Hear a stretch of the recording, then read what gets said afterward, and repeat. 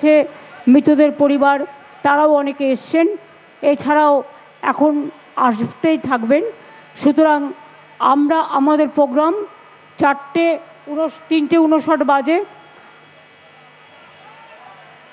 আমি কল্যাণ ব্যানার্জিকে অনুরোধ করব, প্রথমে কল্যাণ ব্যানার্জি তার সংক্ষিপ্ত বক্তৃতা দিয়ে শেষ করবে, তারপরে কবির সুমন গান গাইবে, তারপরে কবির সুমন জয়দা যে এত কষ্ট করে এসছেন, আমার ওনাদের দেখে নন্দীগ্রাম সিঙ্গুরের আন্দোলনের কথা মনে পড়ছে, কারণ সেই সময় তারা আমাদের সাথে ছিলেন। অনেক টেলিশিল্পী, অনেক টলিউড শিল্পীরাও এখানে আছেন, তাদের সকলকে আমাদের তরফ থেকে অনেক অনেক অভিনন্দন। এখন আপনাদের সামনে বক্তব্য দিয়ে শুরু করবেন কল্যাণ ব্যানার্জি।